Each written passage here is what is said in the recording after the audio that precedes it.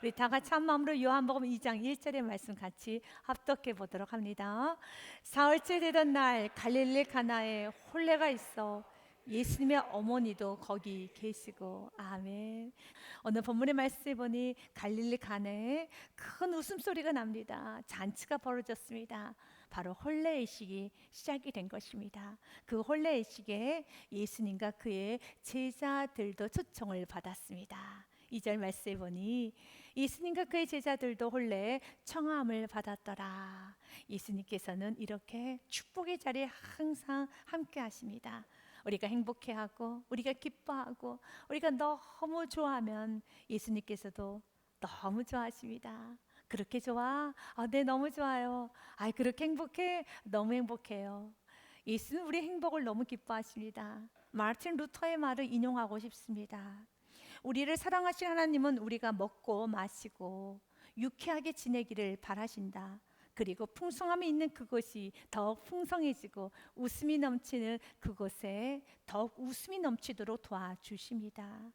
그리고 우리가 난처해지는 상황, 창피하게 되어질 수밖에 없는 상황을 외면하지 않으십니다. 예수님은 도와주십니다. 이 땅에 누리는 모든 기쁨의 순간을 소중히 여겨주시고 더 풍성하게 만들어 주십니다. 그렇습니다.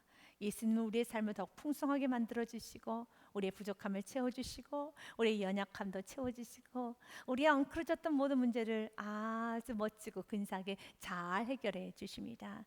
그래서 그 좋으신 예수를 믿고 언제나 마리아처럼 문제가 있을 때는 예수님께로 오셔야 되는 겁니다. 예수님께 그 문제를 아뢰실 수 있는 겸손함과 온유함이 있어야 됩니다. 예수님께서는 오늘 우리들에게 말씀하십니다. 포도주가 떨어졌구나. 네, 포도주가 떨어졌습니다. 그러나 그 포도주 떨어지는 그 문제는 영원한 아픔, 수치, 고통으로 남지 않습니다. 본문의 말씀의 마지막은 10절에 이런 결과로 이루어지죠. 이 10절의 말씀을 가슴에 담고 가셔야 되는 겁니다. 문제가 문제로 끝나는 건 아니구나. 위기가 위기로 끝나는 것이 아니라 오히려 위기가 기회가 돼서 칭찬을 듣게 되고 명성이 높아지게 됨을 믿으시길 바라겠습니다. 하나님의 자녀들은 하나님의 말씀 믿는 믿음이 있어야 되는 것입니다. 스바냐서 3장 20절의 말씀을 같이 읽도록 하겠습니다. 내가 그때 너희를 이끌고 그때 너희를 모을지라. 내가 너희의 목전에서 너희의 사로잡힘을 돌이킬 때에 너희에게 천하 만민 가운데 명성과 칭찬을 얻게 하리라. 여호와의 말이니라. 아멘. 주는 약속합니다. 칭찬과 명성을 얻게 하리라. 문제인데 그 문제로 인해서 수치를 당하는 것이 아니라, 문제로 인하여서 수근수근거림을 당하는 것이 아니라 칭찬을 듣습니다. 명성이 높아지는 것입니다. 그 중심에 누가 계십니까? 예수 그리스도. 그래서 오늘 말씀을 통해서 주님, 나의 인생에 칭찬 듣기 원합니다. 나는 앞으로 어떻게 살아야 될지 잘 몰라요. 난 매우 연약합니다. 자신 없어요. 여러분의 인생 자신 있습니까? 완벽하게 살 자신 있습니까? 여러분 실수하지 않을 자신 있나요? 없지요. 그렇다면 예수님을 중심에 두십시오. 예수님을 중심에 두면 되는 겁니다. 예수님을 중심에 두었었을 때 그 위기가, 그 문제가, 그 엉클어졌던 모든 사건, 사고가, 모든 것은 더 풍성하게 예수님이 만지시기만 하면 아주 놀랍게 새롭게 반전이 됨을 믿으시길 바라겠습니다. 그래서 어떻게 축복으로 이어지는지, 어떻게 그 문제가 해결이 되어서 포도주가 떨어졌는데 떨어진 포도주가 더 풍성해지는지, 어떻게 해야지만 이런 놀라운 역사가 일어나는지 오늘 말씀을 통해 배우십시오. 그리고 그 말씀을 살아가 보시길 바라겠습니다. 본문의 말씀에 보면 3절 말씀에 포도주가 떨어진지라 라고 성경은 기록이 되어 있습니다. 포도주가 떨어진지라. 그때 예수님의 어머니가 예수님에게 이르되 저들에게 포도주가 없다 하니. 사랑하는 여러분, 첫 번째 문제가 있으니까, 포도주가 떨어졌으니까 그러면 예수님께로 나아가십시오. 예수님께 포도주가 떨어졌습니다 라고 겸손히 말씀하십시오. 예수님, 포도주가 떨어졌어요. 예수님, 자녀가 집을 나갔어요. 예수님, 부부 사이에 문제가 있어요. 예수님, 물질이 없어요. 집이 없어요. 나의 수치스러운 과거가 드러났어요. 나의 모남이 드러났어요. 예수님, 내 영혼이 지금 무너졌어요. 예수님, 우리 가정이 무너졌어요. 이 문제를 어떻게 해결될지 모르겠어요. 예수님께 그대로 보이는 겁니다. 그러면 예수님은 치료하여 주세요. 도와주십니다. 마리아는 너무 멋져요. 마리아는 문제가 있을 때 그 문제를 가지고 이 방법 저 방법 써보고 이제는 하다 더 이상 할 수 없을 때 기도나 해볼까? 라는 마음으로 예수님께 나오는 것이 아니라 곧바로 예수님께 나옵니다. 물질 낭비하지 않습니다. 시간 낭비하지 않습니다. 감정 소비하지 않습니다. 곧바로 예수님께 나아갑니다. 우리도 그렇게 살아야 됩니다. 왜냐하면 좋은 건 다 위로부터 옴을 믿으시길 바라겠습니다. 야고보서 1장 17절 말씀에 보면 온갖 좋은 은사와 온전한 선물이 다 위로부터 빛들의 아버지 하나님께로부터 내려오나니 그는 변함도 없으시고 회전하는 그림자도 없으시니라. 아멘. 아버지께만 좋은 게 있어요. 그래서 아버지께로 나아가라는 것입니다. 아버지 하나님 앞에만 기쁨이 있습니다. 시편의 말씀 16편의 말씀에도요, 주께서 생명의 길을 내게 보이시리니, 주님께서 보여주십니다.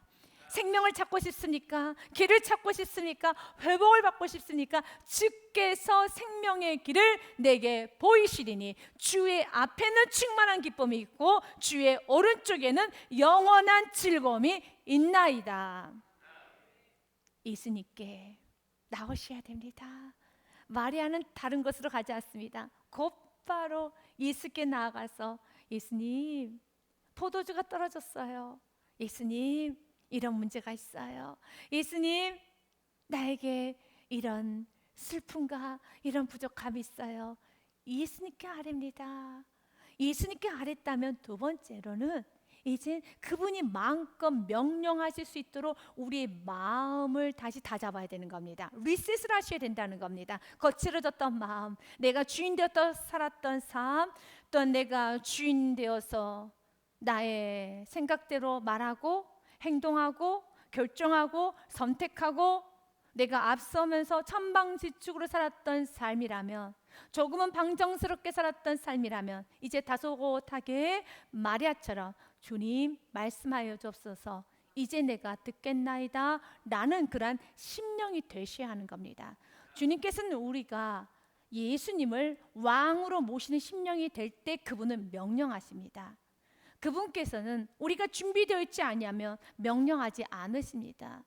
언제든지 주님은 우리에게 말씀하시고 싶고 우리의 삶에 개입하시고 싶고 우리를 인도하시고 싶지만, 그러나 예수님께서 당신의 강력한 당신의 힘을 가지고 우리를 여러분 흔들거나 우리의 어떤 자유의지를 꺾어가면서 주님께서는 우리를 관여하지는 않습니다. 예수님은 우리에게 인격적으로 우리의 자유의지를 존중해 주십니다. 그래서 요한계시록 3장 20절 말씀에 보면 이렇게 성경 기록되어 있습니다. 지금도 문을 두드리십니다. 볼지어다 내가 문 밖에 서서 두드리니, 그러나 우리 예수님은 얼마든지 그 문을 부수실 수도 있어요. 그 문을 없앨 수도 있습니다. 그럼에도 불구하고 예수님은 여전히 지금도 문 밖에 서서 두드립니다. 두드리노니 누구든지 나의 음성을 듣고 문을 열면 내가 그에게로 들어가 그와 더불어 먹고 그는 나와 더불어 먹으리라. 주님은 우리의 문을 부수지는 않습니다. 오늘도 계속 문을 두드리십니다. 어때? 이제는 순종해야 될 때가 됐지? 어때? 이제는 겸손해져야 될 때가 됐지? 어때? 나 예수 믿을만 하지? 어때? 이제는 그 예수 앞에 엎드려야 되겠지? 라고 계속 문을 두드리십니다. 그래서 문을 열면 주님은 들어가십니다. 하지만 문을 열지 아니하면 주님은 들어가지 않습니다. 오늘 본문의 말씀의 내용도 그렇습니다. 예수님께 나왔던 마리아에게 예수님은 거절하심으로써 다시 한번 마리아의 마음을 다잡아가고 계십니다. 거절하셔요. 공손하게 거절하십니다. 예수님께서 이르시되 여자여 여자여라는 말은 여러분 여성을 높이는 말입니다. 공손한 표현입니다. 나와 무슨 상관이 있나이까? 이 말은 거절입니다. 내 때가 아직 이르지 아니하였나이다. 그래서 오늘도 우리는 믿어야 될 중요한 메시지가 있지요. 그분께서 거절하셨더라면 그 거절 또한 나에게 유익이 되기 때문에 거절하신 겁니다. 항상 우리 예수님 좋은 것만 주세요. 그래서 예수님께서 거절하실 때, 예수님께서 침묵하실 때 심드렁하게 표정을 짓거나, 아니 왜 그러신데? 나 시험 들었어 라고 하시는 것이 아니라, 그분의 거절도, 그분의 침묵도, 그분의 외면도, 오늘 4절의 말씀처럼 내가 이렇게 주님께 나아갔는데, 주님께 나아가면 주님께서는 두 팔 벌려서 나를 환영해야 되는 거 아니야? 그분은 사랑이시잖아, 그분은 긍휼이시잖아 라고 예수님께 따지듯이 나아가는 것이 아니라, 예수님께서 마음껏 말씀하실 수 있도록 우리는 겸손해야 되겠죠. 찰스 스펄전 목사님이 이런 말합니다. 그가 너희에게 뭐라고 하시든지 그대로 하라. 너희의 의견을 가지고 아뢰지는 말라. 그를 떠밀려고 하지 말라. 종용하지 말라. 그는 우리가 아는 것보다 더 잘 아신다. 뒤로 물러서라. 그리고 그가 말씀하시기까지 기다리라. 그러한 다음에 그가 하시는 말 한마디에 신속하게 대응하여 순종해 보아라. 의미가 있죠. 맞아요. 예수님을 통제하려고 하면 안 됩니다. 예수님을 가르치려고 해서도 안 됩니다. 예수님에게 나의 의지를 보이면서 예수님을 밀어서도 안 되는 것입니다. 그분께서 자유롭게 나에게 말씀하실 수 있도록, 때로는 침묵하시고, 때로는 거절하시고, 때로는 오늘 말씀처럼 포도주가 떨어졌는데 왜 물 가져오라고 하는 거야?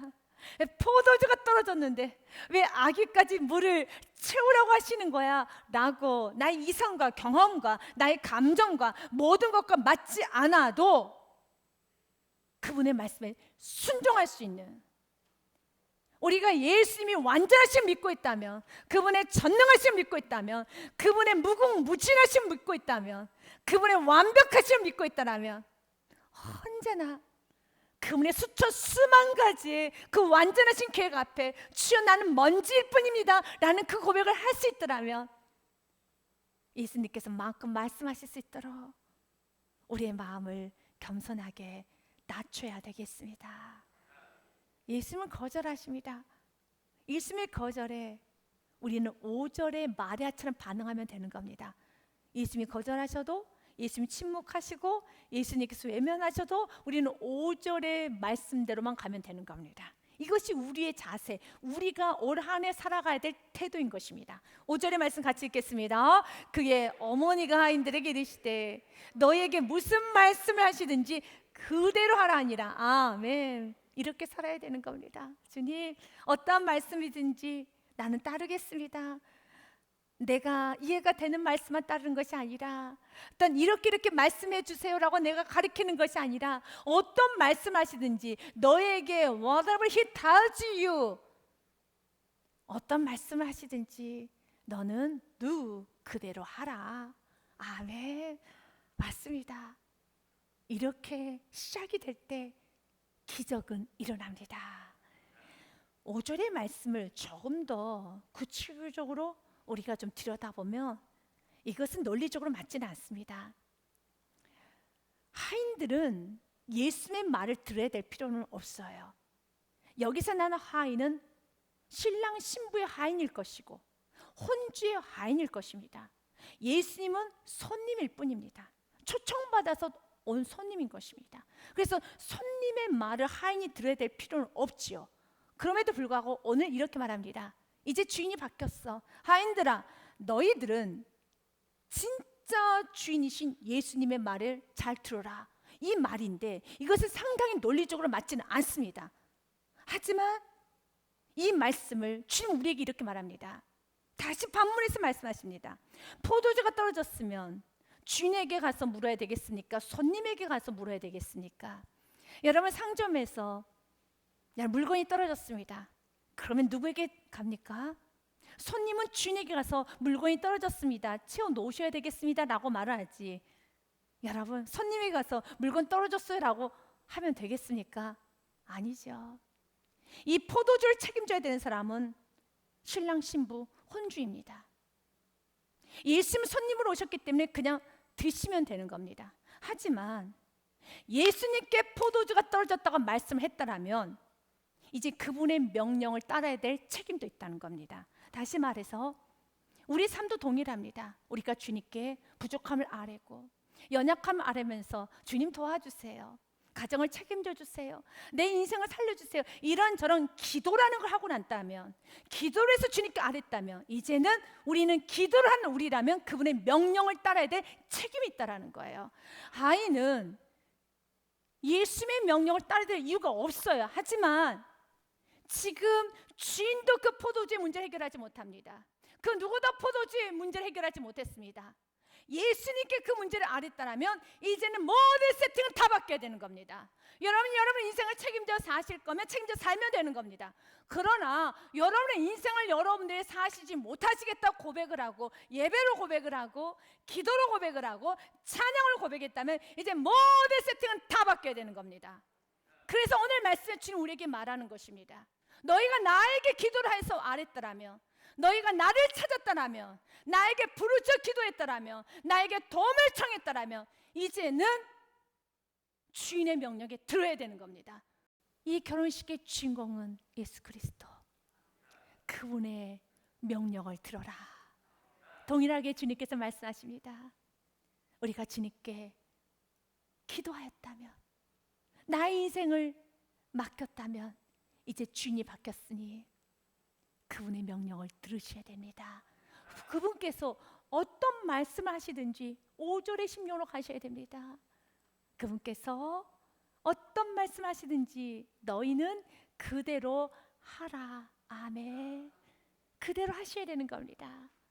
그리고 이제는 주님께서 마음껏 말씀하실 수 있도록 우리는 마음의 문을 열고 겸손하게 귀를 쫑긋 세우면서 주님 말씀하여 주옵소서, 주의 종이 듣겠나이다 해야 되는 겁니다. 시편 123편의 말씀에 보면 바로 이런 자세로 우리는 주인 대신 예수님의 말씀을 들으셔야 됩니다. 상전의 손을 바라보는 종들의 눈같이, 여주인의 손을 바라보는 여종의 눈같이 우리의 눈이 여호와 우리 하나님을 바라보며 우리에게 은혜 베풀어 주시기를 기다리나이다.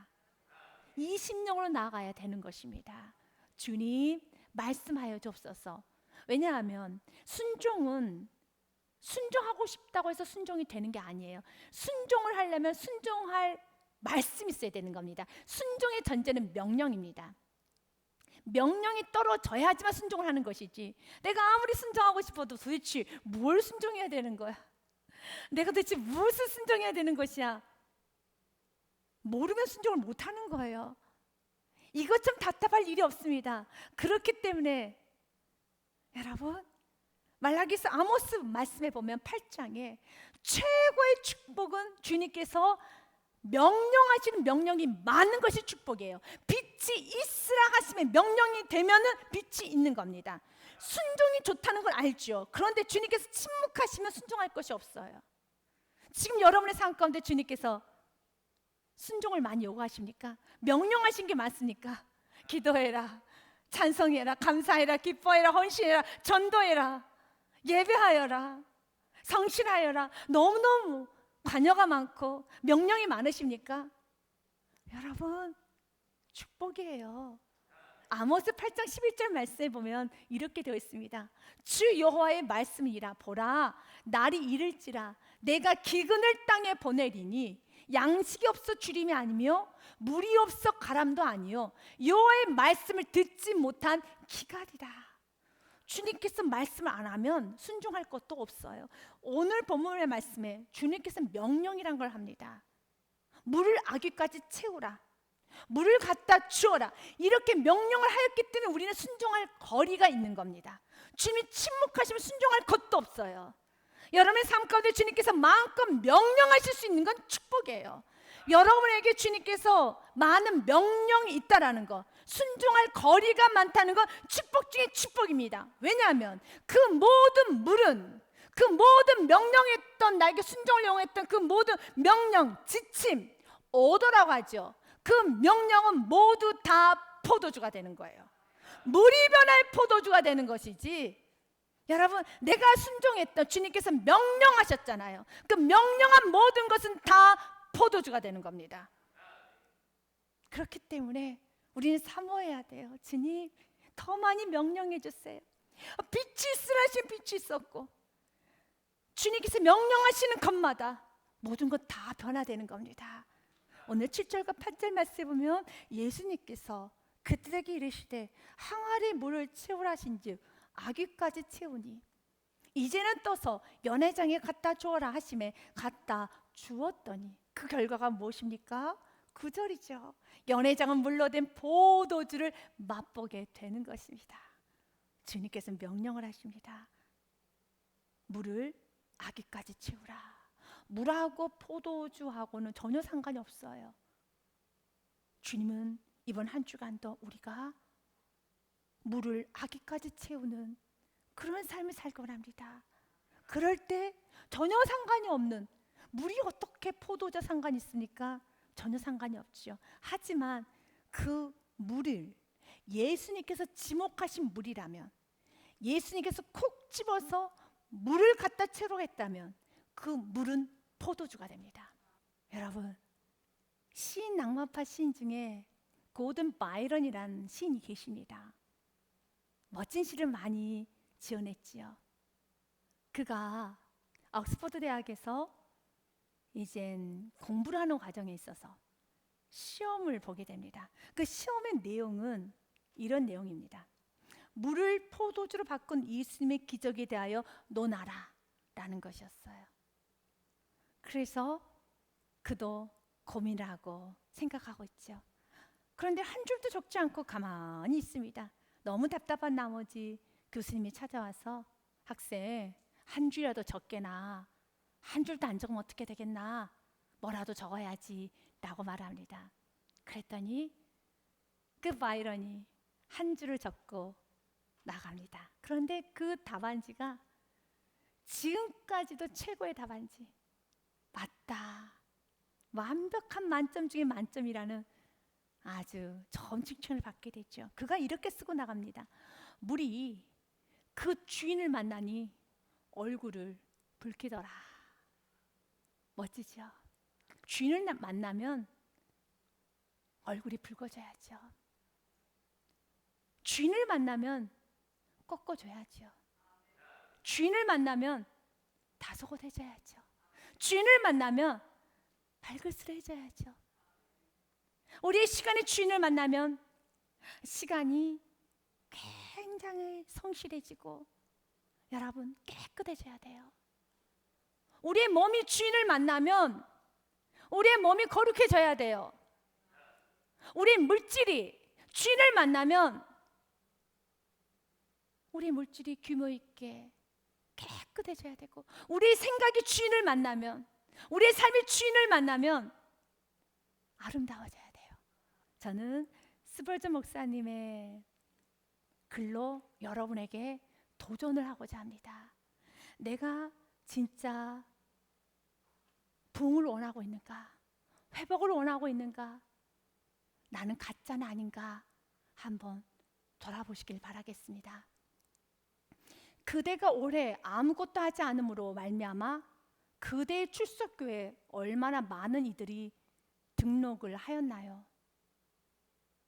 아무 일도 하지 않는 그대의 믿음으로 인하여 여러분의 교회에 얼마나 보탬은 되셨나요? 얼마나 많은 이들이 아무것도 하지 않는 여러분으로 인하여 하나님께로 인도함을 받았나요? 아무것도 하지 않음으로 얼마나 가정에 유익은 되셨나요? 나는 진실로 말할 수 있습니다. 그대는 교회가 부흥되기를 싫어하는 사람입니다. 우리는 한번 돌아봐야 됩니다. 기도를 하였다라면 이제는 순종으로 가십시오. 그분을 만나셨다라면 이제 우리는 포도주가 되는 것처럼 먼저는 우리의 삶에 포도주를 마시기를 급급하는 것이 아니라 내가 발그스레한 포도주가 되었는가부터 시작하여서 나로부터 시작하여 많은 사람들에게 포도주를 쥐어주는 풍성한 인생이 되시기를 주님의 이름으로 축복드립니다.